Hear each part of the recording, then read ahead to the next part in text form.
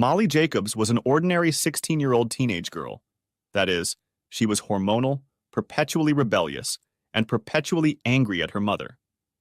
Her mother, Linda, was constantly trying to control her and tell her what she was doing wrong, what she should be doing.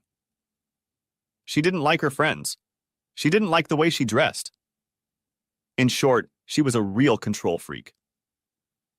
Image was very important to Linda, and she worked hard to make sure that her family was considered a class above the ordinary people in Northfield, Massachusetts, where they lived. Her mother was not popular in school and wanted Molly to be one of those in the know. Linda didn't listen to Molly, never asked her what was important to her, never inquired about her goals and ambitions, never asked how school was going. She didn't even know who her best friends were, but tried to control who she should socialize and be friends with. These personality traits really hindered their relationship, and although Molly understood that her mom only wanted the best for her, Linda's best would never be Molly's best. Molly loved sports and the outdoors. Linda wanted her to play in the orchestra and participate in debates. Molly loved to rebel, had her left ear pierced in every place she could fit, and was thinking about a nose ring. Linda didn't want to hear about it and wouldn't sign the parental permission that was required for it. Molly wanted to dye her hair blue and shave it on one side, but Linda told her an emphatic no, and if she did, she would be grounded for several weeks. Molly's father, Jim, or Jimmy as everyone called him on the other hand, was perfectly calm and had learned from a young age not to worry about nothing. He had witnessed his best friend Van going through difficulties with his father when they were growing up. His father was a born-again Christian, which made him as hypocritical as one could ever be. Perhaps it was just his father, and not the Christians, but Jimmy refrained from judging that for now. Van was not allowed to wear his hair longer and wilder, as was the custom at school. He got haircuts from his father, who always gave him a haircut that looked like the landing deck of an aircraft carrier on top and shaved 1/4 of an inch on the sides. After the haircut, Van had to go to school, where he faced insults and rude comments thrown at him by the school jerks, which often got Van into fights. Jimmy did too, since Jimmy always had his back, and Van always had Jimmy's back. Jimmy saw how Van was affected by little things that wouldn't make a difference in the future, like his hair, and it wasn't worth arguing and fighting over them. In fact, Jimmy encouraged Molly to live as individually as she could, as long as she wasn't hurting herself or others. If she wanted blue hair, Jimmy would say, "Go ahead." If she wanted a nose piercing, Jimmy signed the authorization.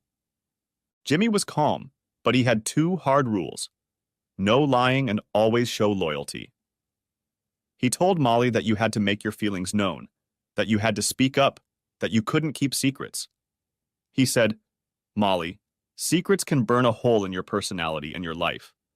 Secrets eventually come out, and if they fester for too long, they do more and more damage by the time the secret comes out." His other rule, fidelity, stated, "Be faithful and honest with family, friends, and yourself. You must be true to your morals and ethics. You have to be loyal to your friends, help them make the best decisions, and support them." Because of these qualities, Jimmy had many friends, and this helped him earn a good reputation as a copyright lawyer. He was a partner in a high-tech copyright law firm, which made him quite busy, but he always made time to watch Molly's soccer and softball games, as well as all the school events she participated in. He always made time to go hiking, biking, fishing, canoeing, and camping with her because he knew she was growing up fast, and one day she would no longer be able to do all of these things with Jimmy. His wife, Linda, would sometimes come with him, but usually missed these outings, so Molly and her father had developed an incredibly close bond with each other, and Linda was a little jealous of that, but also didn't consider what they did as something Molly should aspire to. Every Wednesday, Linda had the day off, and she would tell Jimmy and Molly that she would use the day to cook and freeze meals for busy days, or catch up on housework, or go shopping, or maybe visit Mom and Dad.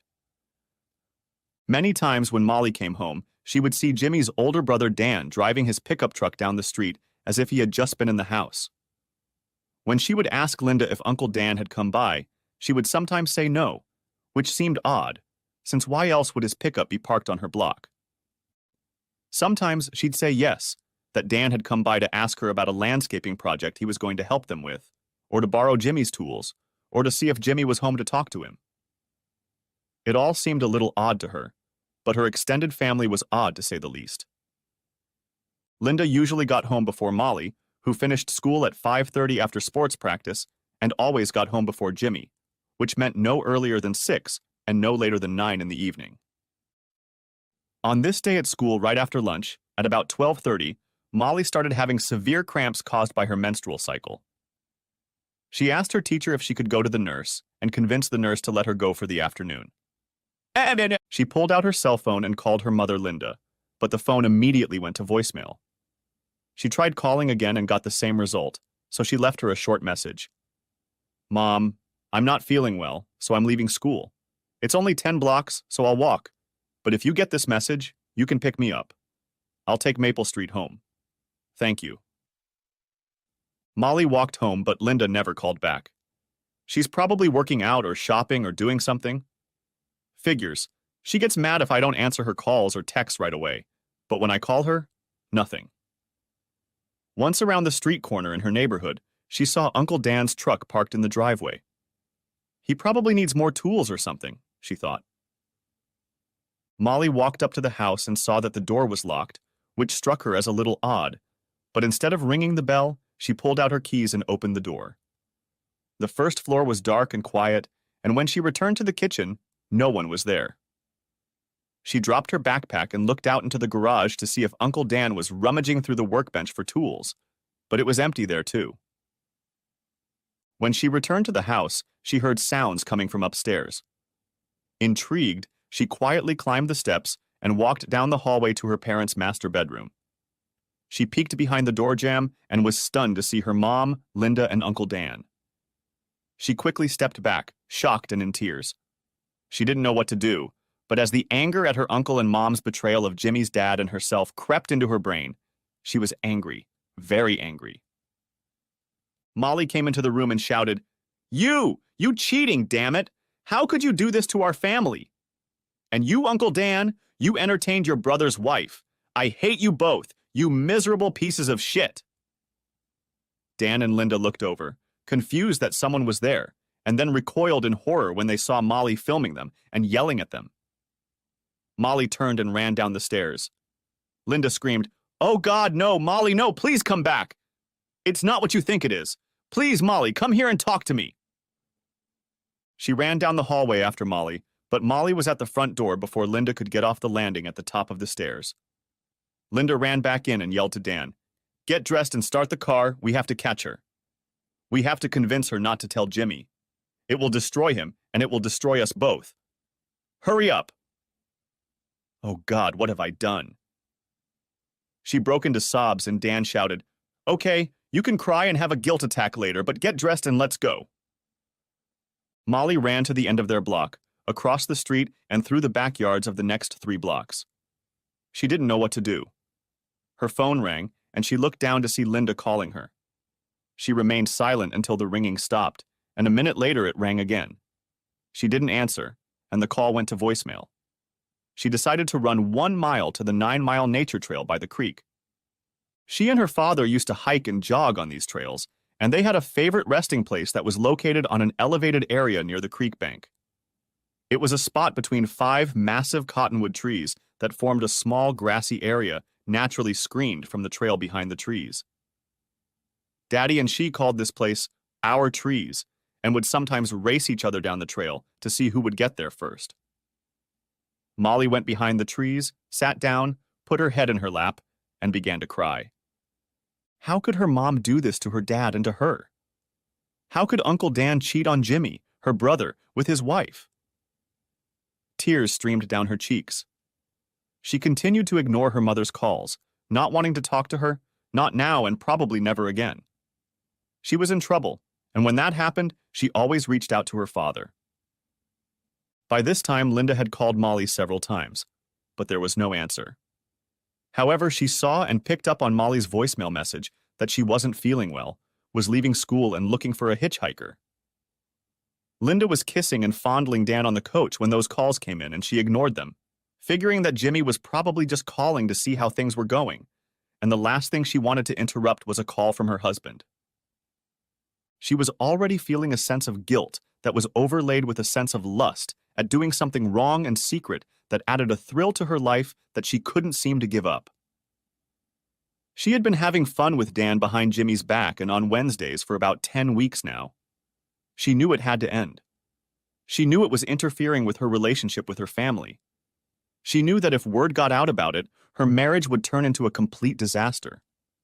But she just didn't have the strength to cut off her relationship with Dan and give up her secret guilt and risky danger. She reasoned that no one else needed her and that this was just for her, that Jimmy would never be hurt. She wouldn't let it interfere with her marriage, though she didn't seem to realize that it was putting an emotional barrier in her relationship with her family, probably because of guilt or what she was doing. If only she had forced herself to think through the possible outcome. How could she have been so stupid as to jeopardize everything that meant anything to her? Now she hated herself for what she had done. Or maybe she only hated the fact that she had been caught. She didn't have time to analyze it all now, but she was afraid she'd have to dig deeper to figure out why the hell she'd taken such a risk. Now that her daughter had called her a whore and run away, it was beginning to dawn on her how many people could be hurt by her actions, including herself. She still didn't understand how she had let it happen. She loved Jimmy and Molly more than anyone in the world and knew that the affair was destroying her marriage, but she couldn't contain the lust she felt at indulging in this secret vice just for herself. But now she couldn't bear to think of what might happen to her family, that she might have ruined the man she loved and her daughter, and thus ruined herself. She frantically called Molly's phone and tried to leave a message to convince her to talk to her and not to tell Jimmy what she had seen, as it would destroy him. Molly continued to ignore Linda's calls and decided that she had to call her father. She called him and he picked up on the second ring. "Hey, little rebel, what's going on? Aren't you at school? Are you okay?" Jimmy could hear the sobs and sniffles of his daughter, who was clearly in distress, on the other end of the line. "Molly, what happened? What happened? Are you hurt? Where are you? Where's your mom?" "Daddy, please come quickly. I need you. I'm at the trees. Don't tell Mom or answer her calls until you get to me. Please." "Why, Molly? Did you and Linda have a big fight? Are you okay? What's going on?" "Just do it, Dad. Just get here as soon as possible. Don't call Mom. Please, please, please just do it." "I'm fine, but I need you now." "Okay, stay safe and don't move. I'll be there in 20 minutes. Jimmy stormed out of the office and, not wanting to waste time explaining himself to his executive administrator, Beth, simply told her, "I've been gone all day. A client is having a breakdown, so I have to run. I'll tell you all about it tomorrow." He ran out of the building to his Porsche SUV. Partners love luxury to make up for all the hours of work and stress. His cell phone rang again, and he saw it was Linda. He didn't answer it as he promised Molly he would. The call stopped and immediately resumed. Starting the Porsche and pulling out of the parking lot, he rushed across town to the nature center. He pulled into the parking lot, jumped out of the car, and in suit, tie, and dress clothes ran down the path until he saw trees. He ran up the bank and entered a small pen, and there sat Molly, curled up in a ball and crying. "Molly, Molly, please, what's wrong?" She threw herself into his arms and hugged him and sobbed even louder, her body shuddering with sobs. He stroked her hair and back, and after 3 or 4 minutes she calmed down. "Molly, did someone hurt you? What happened? Did you and Mommy have a fight?" While he was saying this, another ringing sounded on her phone, which was lying on the ground, and he saw that it was a call from Linda. Picking up the phone, he also noticed that it had 10 missed calls from Linda. Shortly after her phone stopped ringing, his rang and it was Linda. He was about to answer it, but Molly said, "No, Daddy, don't answer it. We need to talk." "Daddy, I don't know what to do. You always told me to tell the truth, to be loyal to my family, not to keep secrets because they eat you up inside. But what if the truth is worse? What if the truth destroys people? What would happen then, Daddy?" "Molly, I can see that you are obviously upset and suffering. It's better to talk openly about the terrible truth and pain where your family and friends can help you, support you, and help you cope." "Okay, Daddy." Oh, Daddy, I'm so sorry. Did Mom call you? If so, did she leave a voicemail? Please play it back. Jimmy looked at her strangely, but opened the phone and played the voicemail message from Linda. Jimmy, I need to talk to you. Molly and I had a fight and she ran away. She's obviously upset, and I don't think she quite understands exactly what she saw that upset her so much. I'm looking for her. Can you call me and tell me where she might be? Or can you call her and tell her to call me? Jimmy, please know that I love only you and Molly and always will.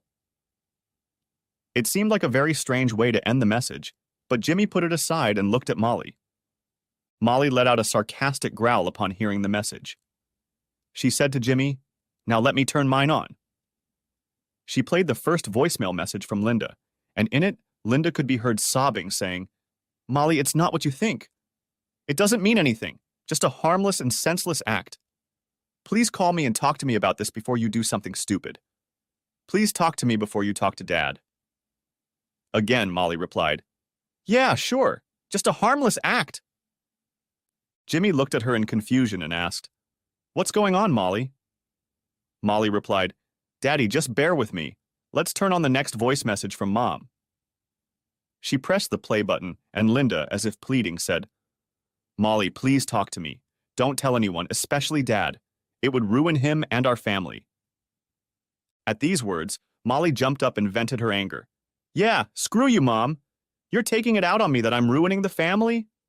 What a load of crap. You've got to have such nerve to take it out on me."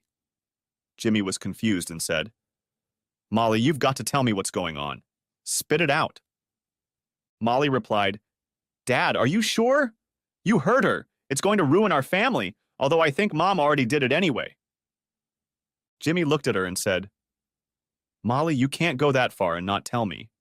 Spill it. What's going on, for heaven's sake?" "I'm so sorry, Daddy.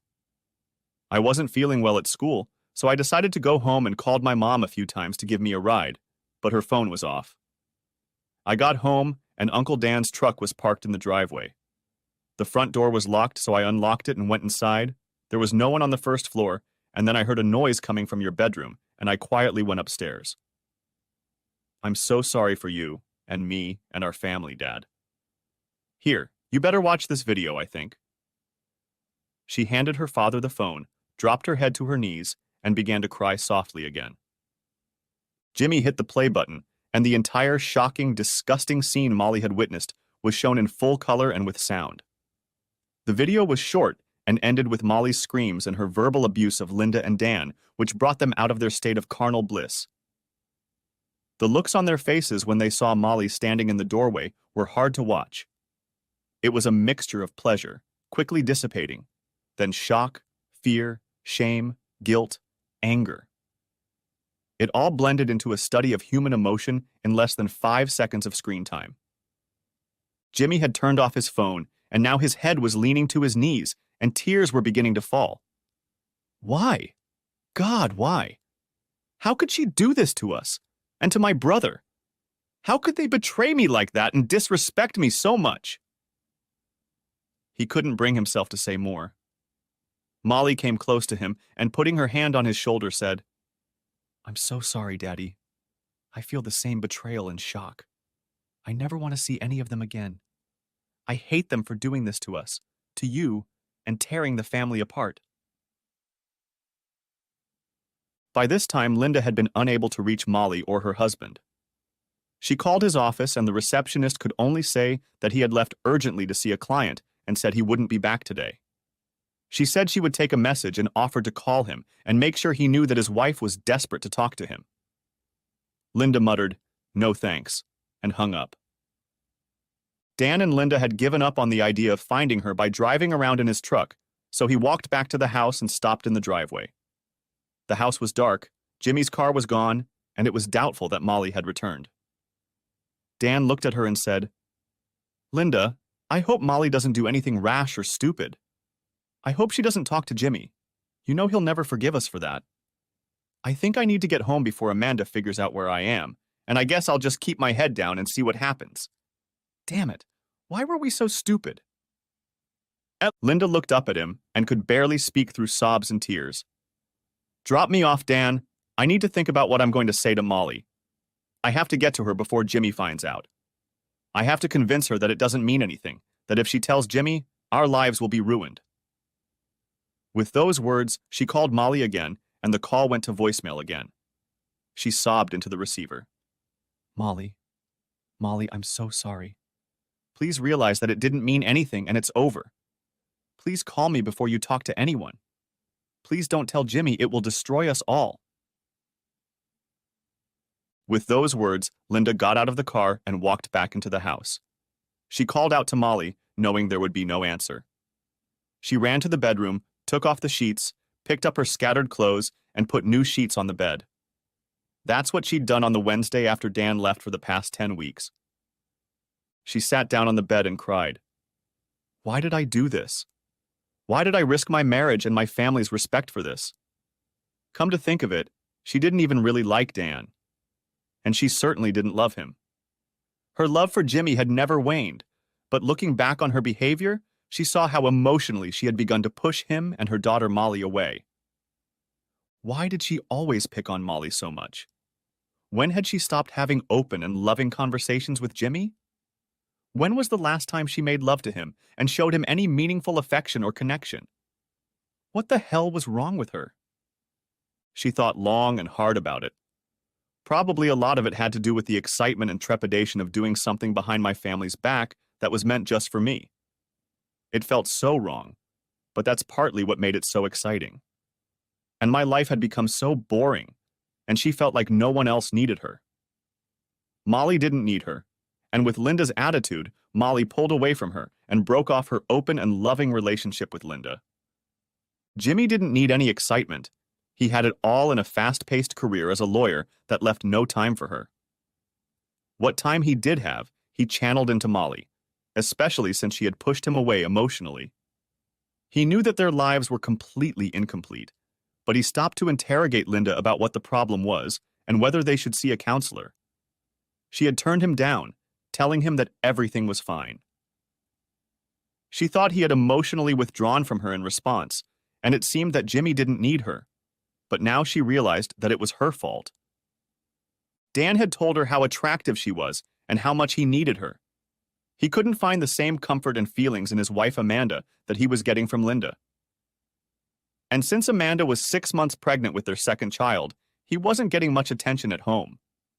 Their flirting and his constant comments about how beautiful and desirable she was had eventually led to them ending up in bed.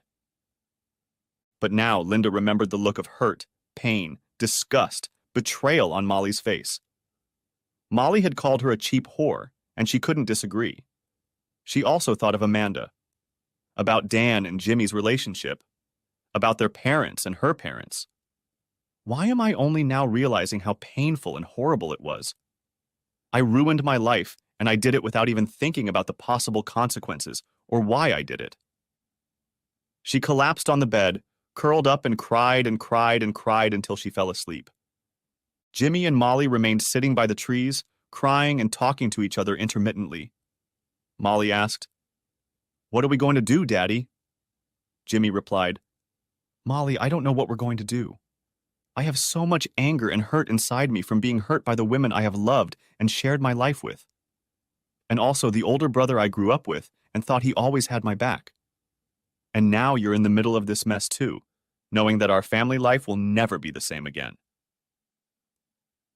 I don't know if I can even look at Linda, let alone forgive her, but she's your mom, and you'll always need to maintain a relationship with her, even though it might be hard to understand right now.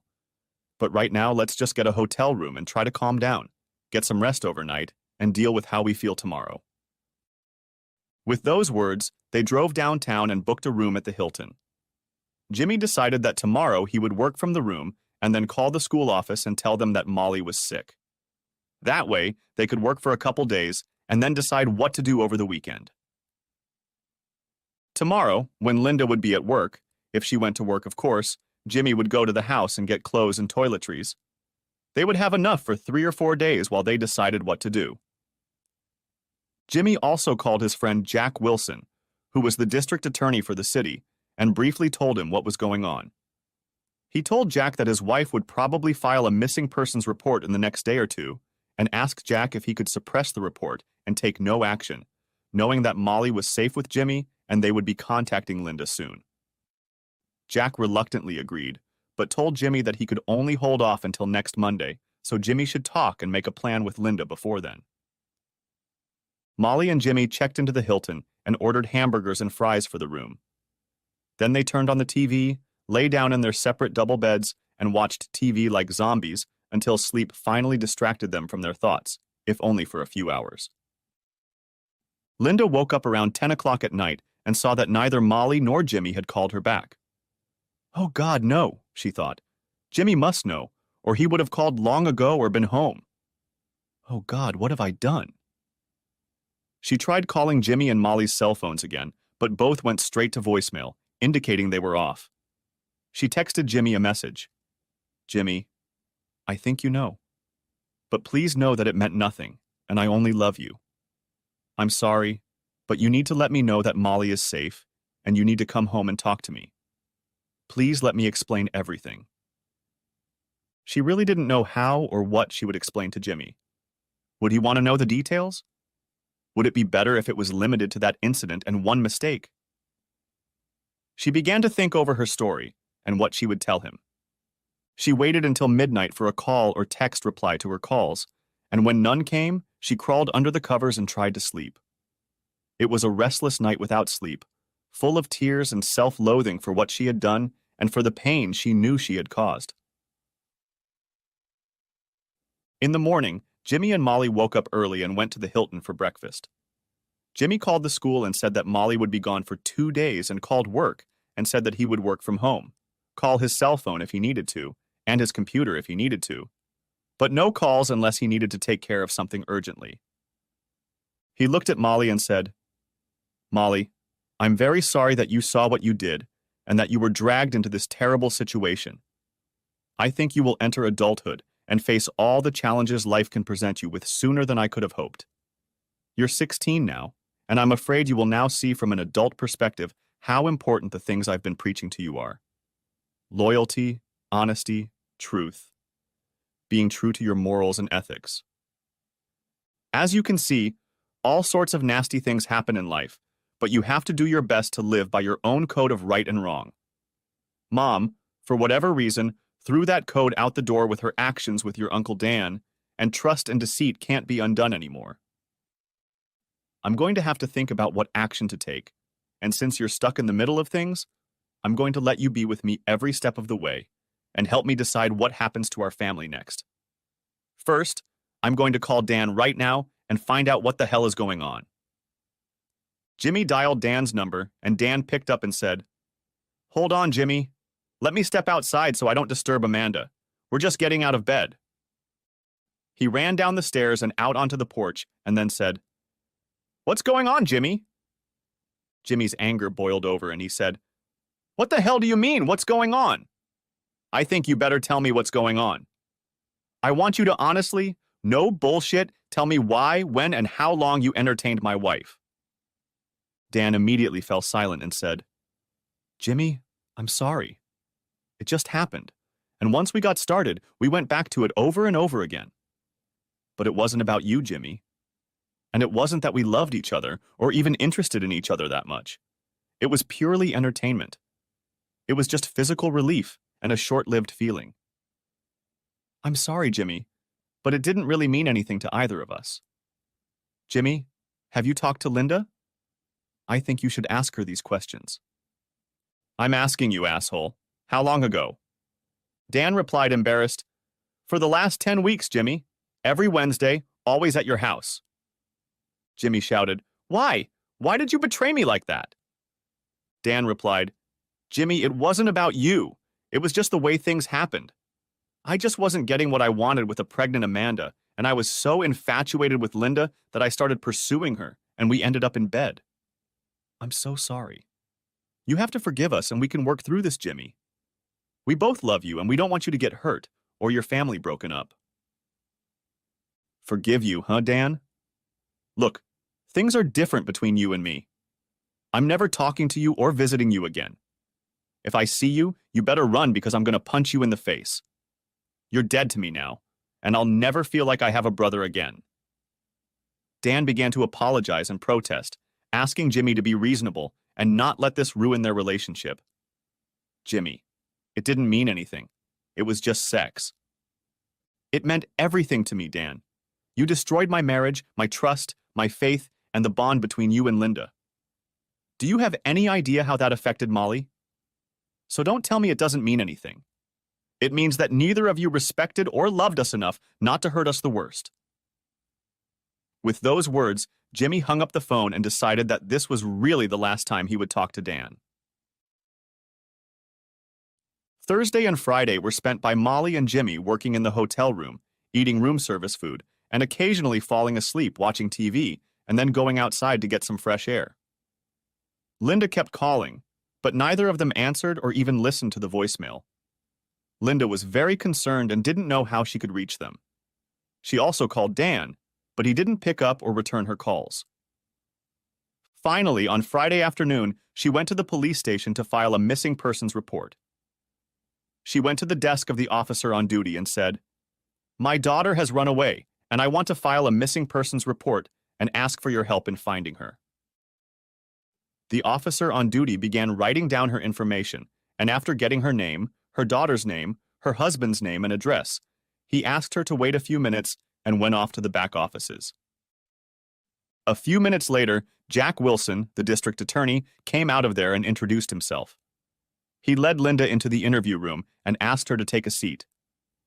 "Mrs. Jacobs, my name is Jack Wilson, and I'm a friend of your husband, Jimmy. I want you to know that Molly is okay. She's with Jimmy, and he called me and said you could file a missing persons report. He and I agreed that I would give him until the weekend to contact you before taking any action on the missing persons report. Molly is with him. They are both safe, and that is all I can tell you at this point. He will make contact, and if he hasn't by Monday morning, call me and I'll start taking action for the police." With those words, he handed her his card and walked her to the exit. She could feel his accusing stare and lack of respect as he stood up and led her toward the exit. She guessed that Jimmy had told him the story and decided that it would get her nowhere trying to argue with him. Jimmy has a lot of friends and they'd have his back. She walked to her car, got in it, and started crying again. Back at the Hilton, Jimmy looked at Molly and said, "I think we need to talk to your mom and tell her you're okay. Do you want to talk to her?" Molly replied, "No, Daddy. I don't think I ever want to talk to her again.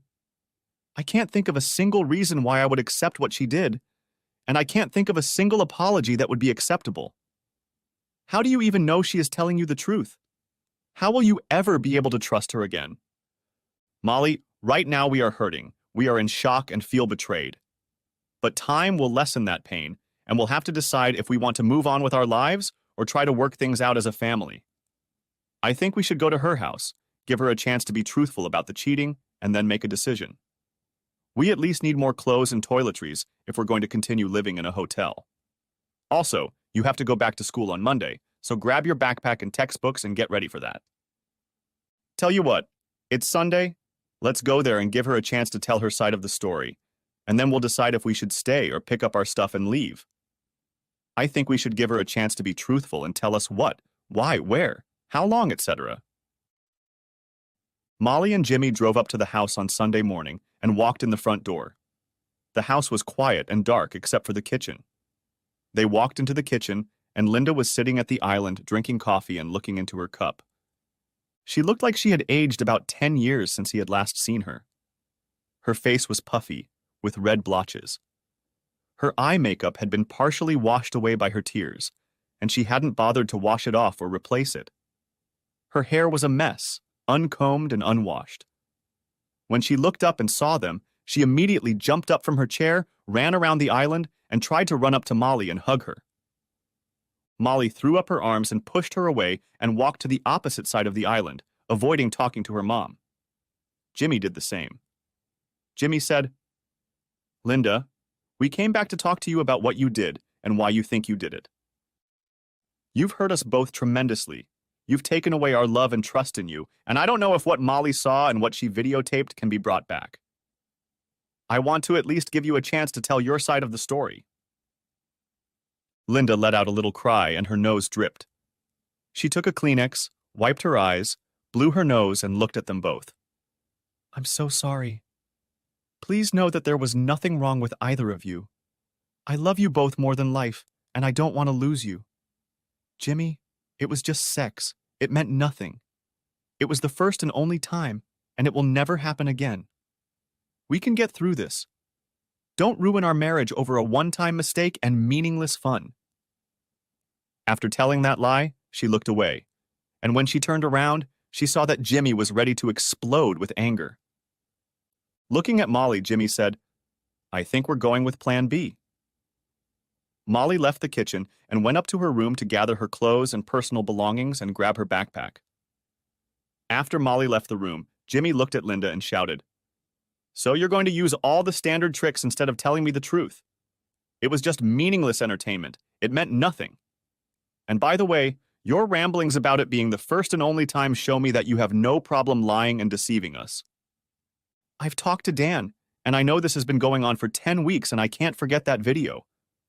So who should I believe now, you or Dan? I know it's you, and I know I'm not going to get any truth or understanding from talking to you.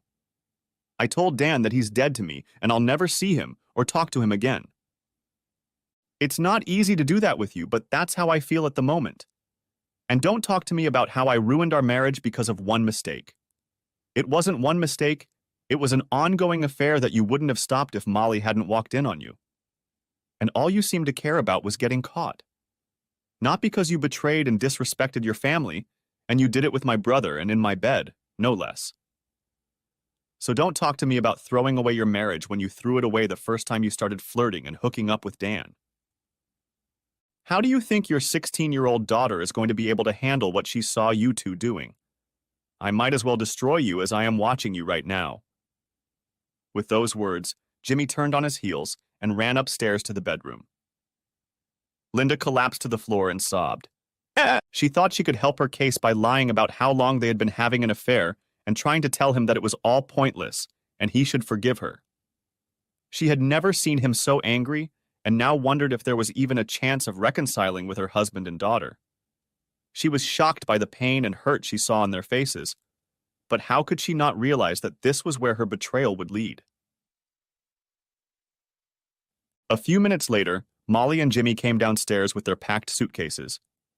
Jimmy took off his wedding ring, placed it on the counter, and without a word, they left. Linda remained sitting on the kitchen floor, balled up and crying. Jimmy and Molly went back to the Hilton, and Jimmy got on the internet and started looking for apartments that were both close to the school and not too far from his office. He called several rental agencies, and by the end of the day had negotiated a 6-month lease on a fairly new apartment with 2 bedrooms and 2 bathrooms, landscaping, a pool and spa, grills and barbecue tables, and a gym. The next morning, Jimmy drove Molly to school, returned, checked out of the hotel, and moved their limited closet and belongings into the apartment. He told Molly he'd be home when she arrived. The apartment was only 6 blocks from the school, so she could attend sports after school and walk home when practice was over. Jimmy went to work, immediately called the financial planners, and began the work of separating the savings, checking and joint accounts into one account in his name only and one account in Linda's name only. He then contacted a reputable divorce attorney, who he knew had a very good reputation, and set up an appointment for the afternoon. He then called the CFO and corporate counsel from his law firm and asked them to start working on how to protect his ownership as a partner in the firm and how to minimize any distribution of after-tax savings to Roth and pre-tax 401k for his wife. The planners called him back and told him that since he had set up some college funds for his daughter, he could take a very large portion of his joint savings and investment accounts and put them into a trust to fund her college, and they would not be available as part of the divorce settlement. He also changed the beneficiary of the insurance to Molly and gave the parents custody rights over their daughter if anything happened to him before she reached her 18th birthday. 10 days later, the divorce strategy and all of his financial adjustments were ready.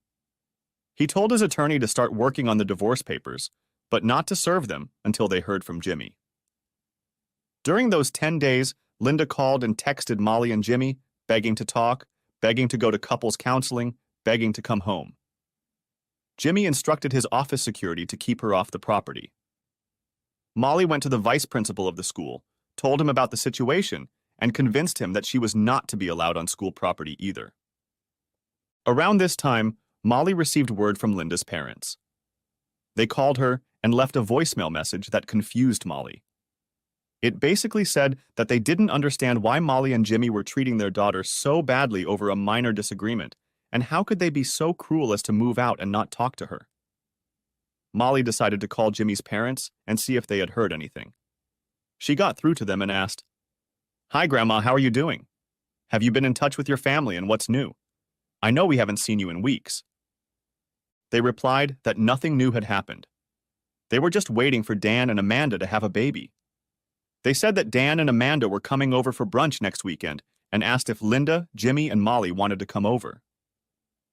Molly quickly realized that no one in the family knew what was going on. Linda obviously hadn't told her parents the real truth, and Dan had never discussed it with Amanda or his parents unless they were incredibly lenient.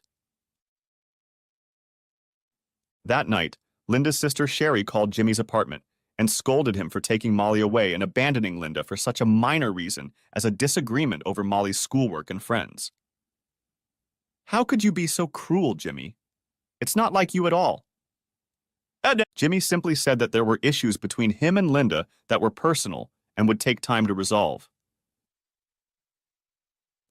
20 minutes after that call, Linda's parents called and reported pretty much the same thing.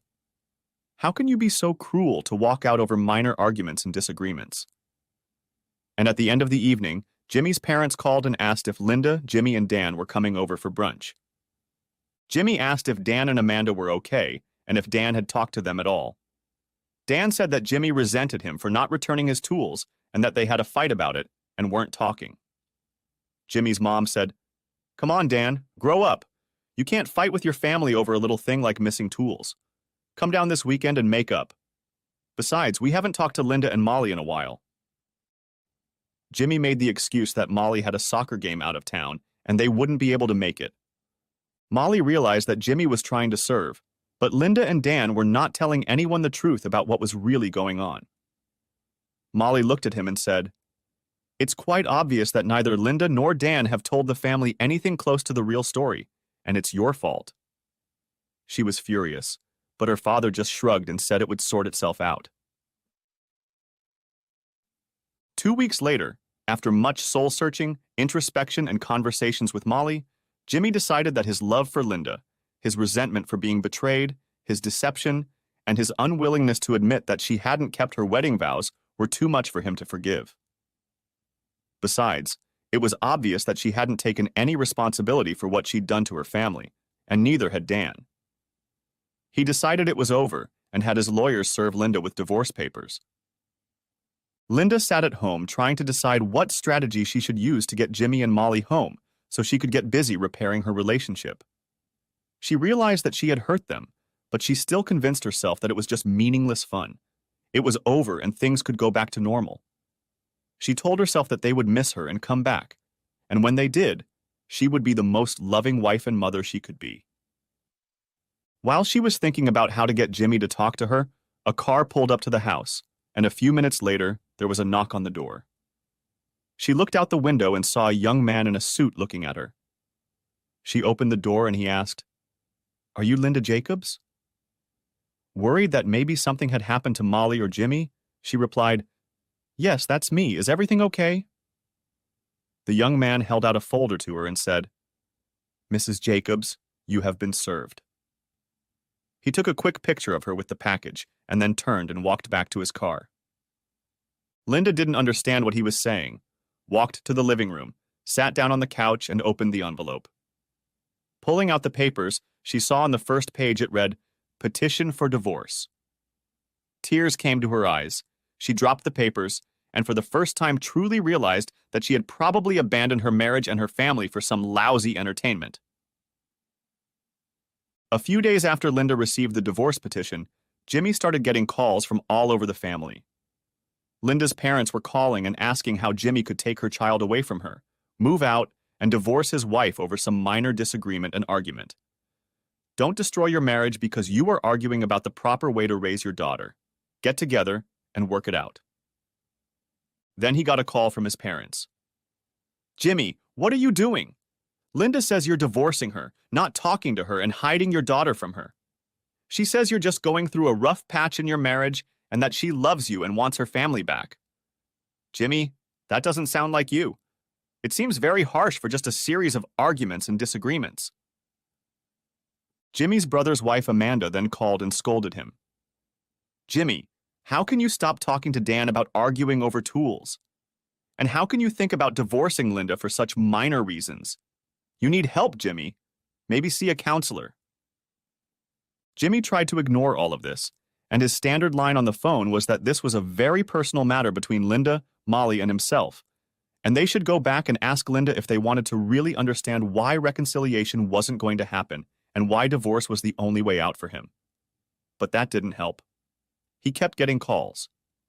Then they started calling Molly with the same phrases and urging her to come home and be with her mother, whose heart was broken. Molly could see the pain this was causing Jimmy, and that the whole family now thought he was the bad guy. She saw perfectly well that Dan wasn't telling anyone the truth and blamed his problems with Jimmy on the loss of some of Jimmy's tools. Molly saw that Linda was trying to pull together all the family resources to talk Jimmy and Molly into coming back. But to get their support, she never admitted to her actions or told them the true story. She knew that Jimmy would never do it, that he would allow his entire relationship to be poisoned by Linda's betrayal, and that he was too ethical to spread the dirt and the real truth that would destroy Linda's relationship. But Molly had had enough. One day during class at school, she pulled out her computer and wrote a letter to the whole family. It read, "To all the family members who are so quick to blame my dad for all the problems between Mom and us and Dan and him. It pains me deeply to send you the attached video, and I know it will shock and hurt you all as it did me when I walked into this nightmare and recorded it. It is extremely unfair that Jimmy should be punished by his family for something he did not do. He was betrayed by his wife, his brother, and now his family. I've had enough. Please watch this and ask yourself what you would do if you were in my father's situation. What would you do in my situation?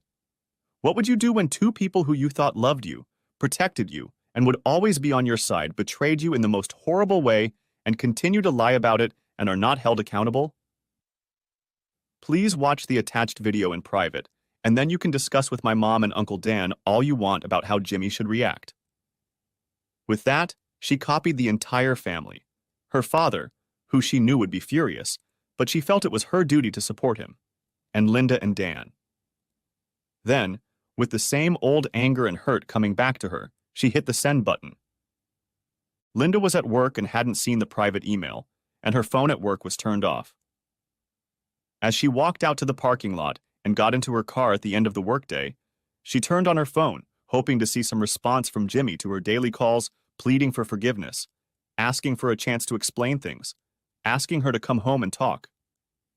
Instead, she saw missed calls from her parents, from Amanda, and from Jimmy's parents. First, she listened to the voicemail from Amanda. "You're a bitch and a slut. Not only did you ruin Jimmy's life with your sordid affair with Dan, you ruined my life. I never want to speak to you again, and I will be Jimmy's strongest witness in the divorce if possible. He treated you with respect and love and did everything with the family in mind, and you ruined everything with your cheap, promiscuous behavior. Dan might want to come and stay with you because his ass is going to get kicked out of here tonight." Linda never realized if Dan had confessed or what had happened, but she got the feeling that the family knew what had really happened. The next voicemail was from her mom. "Linda, how could you? I was so disgusted watching that video. And with your brother Jimmy, and in your marital bed. And then poor Molly walks in and witnesses her mother and uncle disgustingly betraying her husband, herself, and the whole family. How could you?"